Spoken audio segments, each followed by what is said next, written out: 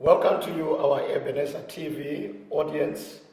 You are welcome to this brand new edition of a program that we are launching beginning today, Ebenezer Profiles. Ebenezer Profiles, it is a program that is going to be showcasing authors, musicians, artists, graphic designers, anyone who's got talent. It is a program that will focus, zoom in on all the people that are in the United Methodist Church, whatever new skills that are showing up, whatever productions that are coming up, we are here to showcase them. So we are welcome those who are going to be coming in on board on Ebenezer Profiles. This is the beginning. And as we begin this session, we are starting off with a brand new book that has been published by one of our very own, Rev Preston Majoni. Rev Preston Majoni, who is in Marange District, who is also the Connectional Ministries chairperson for Zimbabwe East Annual Conference.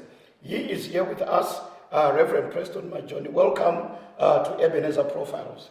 Thank you so much, Rev. Thank you for having me.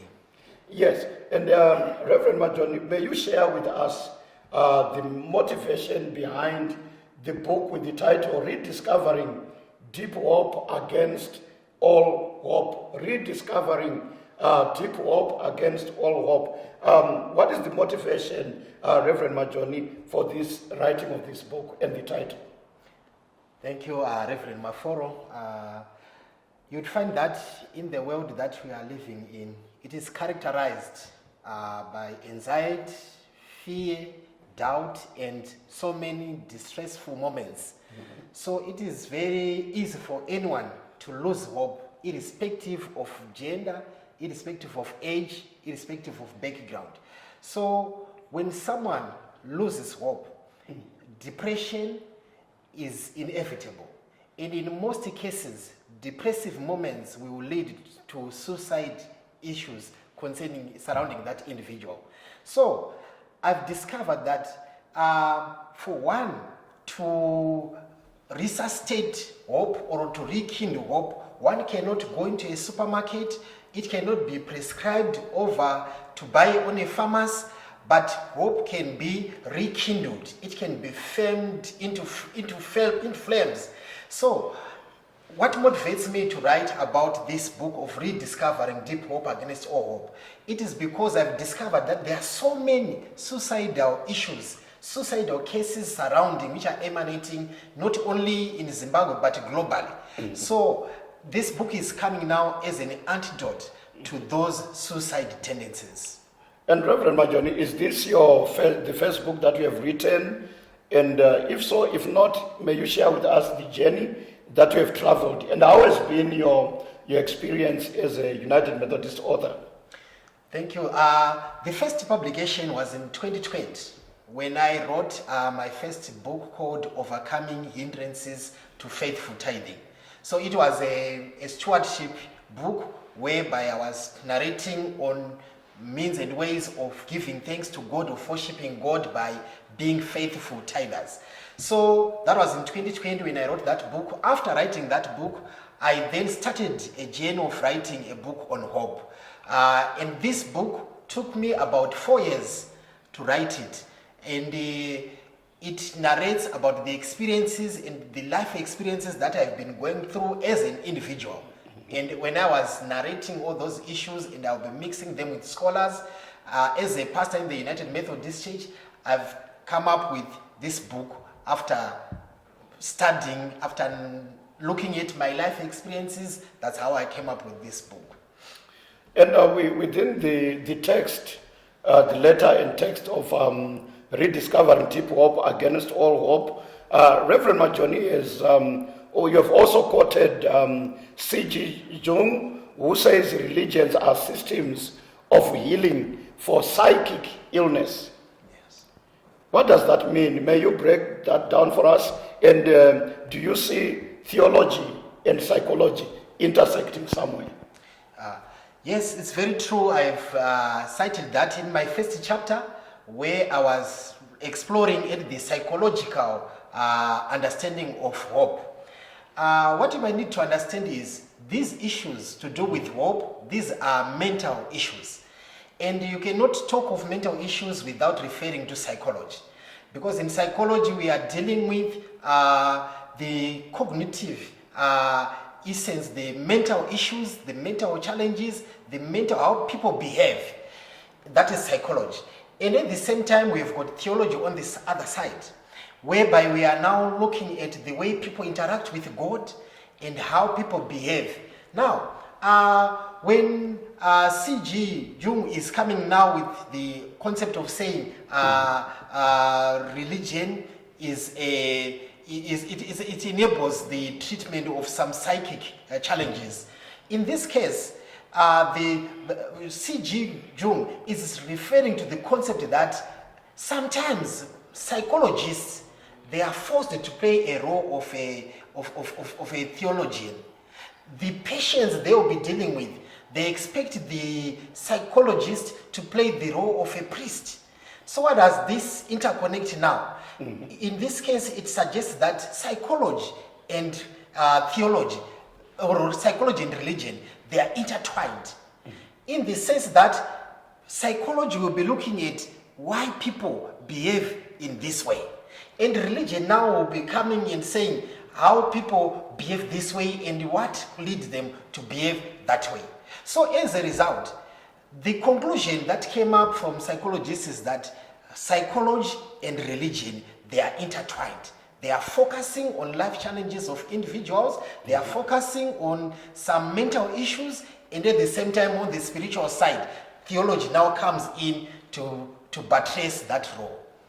And do we have any practical examples, Reverend Majoni, to that effect, where maybe one example that you can think about, where you see theology coming in to intersect or to work together in a complementary role, bringing in theology and also bringing in psychology?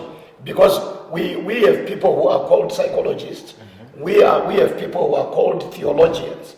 But here you are saying, Jung is saying there are patients who come as clients, and either they go to the theologian or they go to the psychologist.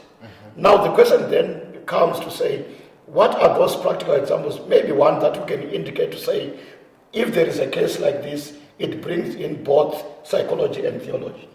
Thank you. I will cite a practical example in particular of exorcism. Suppose an individual is undergoing some demonic spirits, some spiritual attacks haunting that individual. In most cases, as theologians, we will be there to deal with that spiritual part. But at the same time, there are some instances where you would say, yes, this might be a demonic attack, but there is some psychological disturbance in that individual. So as a pastor, you'd find that after you have exorcised that individual, you will now go a step further in doing counseling. And by the moment you'll be practicing counseling, pastoral counseling aspects, you are now incorporating psychology into play. So as a result, psychology and theology, they go hand in glove when dealing with some mental issues and some spiritual aspects. And having said that, you have brought in also the faith dimension, where you said in one of your pages, you indicate that solid faith and unwavering hope cures hopelessness. Yes. There's the dimension of solid faith, there is the dimension of unwavering hope. And you are saying that becomes an antidote to hopelessness. May you break that down for us and also go further to then say what is the role of the church in facilitating that cure. Thank you. When you look at issues to do with hope, and when you look at the same time issues to do with faith, these are inseparable aspects when you want to rediscover deep hope.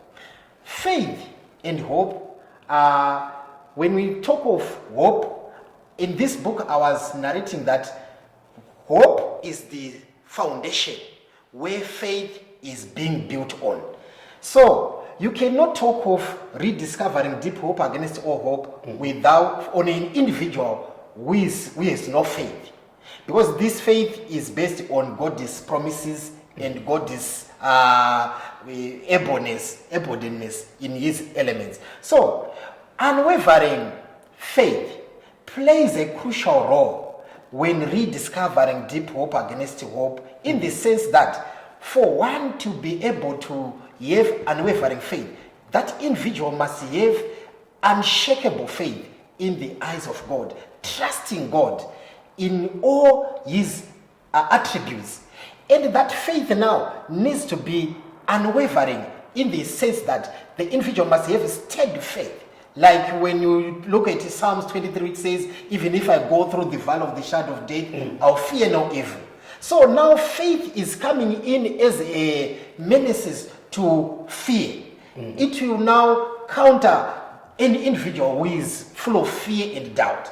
Now, when we talk of hope now, that hope is now coming to an individual who has got a strong faith already on his or her background. So faith now comes in as a companion to rediscover deep hope against all hope. And in our setting, in our church settings, as ministers of religion, you'd find that when we cultivate an individual's faith, we are also helping that individual to rediscover deep hope against all hope. That's how these two can help an individual who will be hopeless to have hope at the end of the day.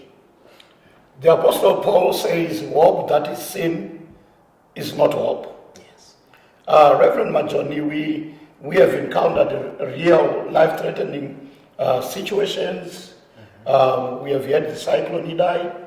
We have had the COVID-19 pandemic. We have had various disasters, be they bus disasters, be they even drought issues. How have you seen the church play out that intersectional role of bringing psychology and theology to heal, to bring healing to those affected? That's very true. The church is playing a crucial role in the society, especially when we reach out to the needy. Like as you have indicated that the cyclone Idai, when it came, people were shaken. The whole world was shaken. The foundation of an individual's hope was shaken. Many people's lives, many people's hopes collapsed inwardly by those disasters like cyclone Idai, and you mentioned them. So when the church is now coming in with when it reaches out to the needy, it will rekindle the lost hope to an individual. So the church is playing a crucial role when it reaches out to the society. When an individual is hopeless, in most cases they would be saying, where is God? But now when the church is coming in to bridge in that gap, they will be saying an individual will be rekindled his or her hope, and by so doing, theology will now bridge in the gap, and psychology will be now moving together, and that element of psychological aspect, the mental disturbance in an individual, will now be solved by doing those aspects of helping and reaching out to the need. Reverend Majoni, you are a connectional ministries person. How do you imagine the future in terms of going forward, the nurturing ministry of the church? What else do we need to be doing in terms of facilitating the bringing together of the theological side and we may have been doing quite well on the theological front, but also the psychological part. What sort of ideas will you imagine to say, as a nurturing ministry, how can we continue to care for our members? Yes, as a church, especially in particular the Ministry of Connectional Ministries, there are some issues that needs to be rethink about. You'll find that most of the times we concentrate on training local lay speakers, and we give them certificates. That is quite okay. There is no problem with that, because that is the major business of the church. But on the nurturing aspect, there are elements where we need to also train the church school teachers. I'm glad there are some steps which are being taken in that regard. But if you look at the way drug and substance issues are now coming into play, there is a strong need for the church to also come up with counselors, to train counselors, to train our lay people so that they will be able to handle such issues. So if you look at it, yes, there's no problem in licensing local preachers, but there is also need to go a step further in coming up with trained counselors to bridge the gap. And these counselors now will be able to help the society, will be able to help the society by providing first aid counseling to those who are in challenges. And that's when the psychological aspect will now be bridged in that case of theology. Mm-hmm. To our TV Ebenezer profiles, viewers, we are in the month of September, and the month of September is known worldwide as Suicide Prevention Month, and particularly the 10th of September was the Suicide Prevention Day. And we have the book that has been produced, Rediscovering Deep Hope Against All Hope. You spoke a little bit in introducing the book, Rev Majoni. You touched a little bit about suicide. How is suicide a real issue within the church? Is it a matter of concern? Is it something that we have to be worried about? What are your thoughts on that, and how do we need to prepare ourselves more to fight against the scourge of suicide? It's very true that suicide is a challenge, not only to the church, to the whole nation, and globally, worldwide. Suicide is one of the area which is difficult to understand as a church or as an individual, because there are so many issues surrounding suicide.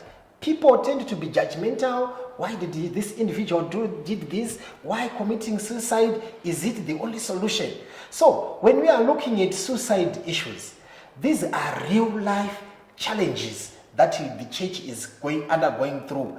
And you'd find that globally, suicide issues, the cases range from those who are between 19 to 29. That is according to WHO. But you'd find that is not only the case. Even elderly people, they commit suicide. They lose hope.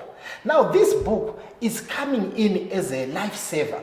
It is coming in as an antidote to suicide issues. Like I've quote in this book, whereby one of the professors will be saying, suicide is an antidote hope is an antidote to suicide impulses.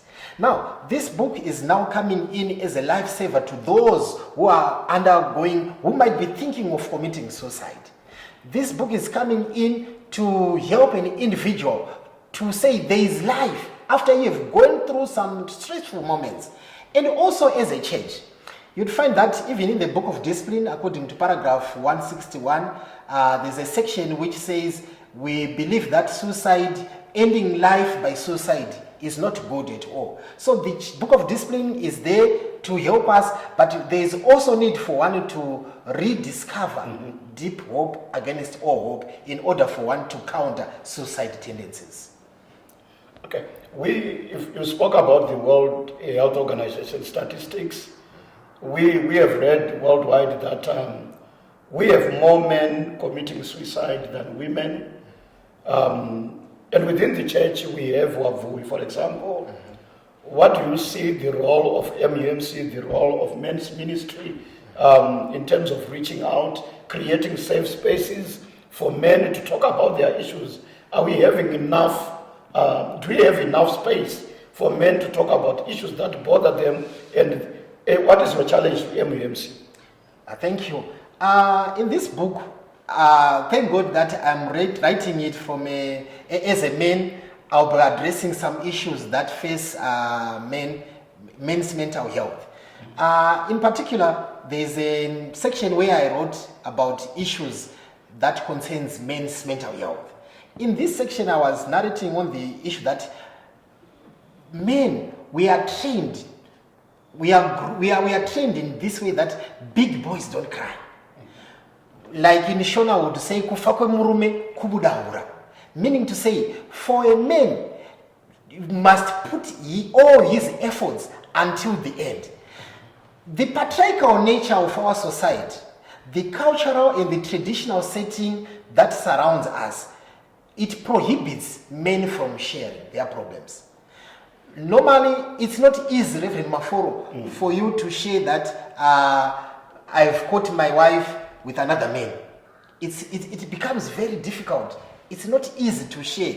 Like when men are undergoing issues like the contemporary issues like Mujolo, whereby someone will be going through heartbreak, some relationship challenges. For men, it is not easy for them to share their problems. Now, I'm challenging our MUMC and in our church, whereby I'll be saying we need to create some platforms where we would sit and share our challenges. In RRW, they would meet at Chishano and they would share some challenges that they are going through. But in our MUMC, the chances are very slim for them to share. So I would say, if we share our problems, it will help us to heal psychologically, and the mental issues like depression, which will lead to suicide, will be eliminated.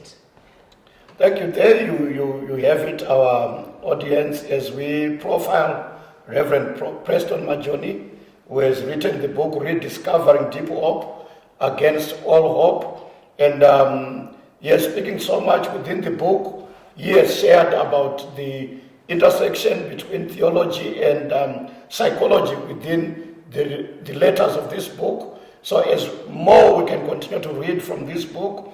But as we said, we invite many people who are producing work that has to be known out there. It is a way of ministry. Writing books, you are ministering to people, whether you're writing about social issues, in financial issues, empowerment issues. Ebenezer Profiles is your place to be as our audience, is your place to be as authors, as writers, as content creators. We are creating this platform for you. And your final words, Reverend Majoni, so that as we wrap up.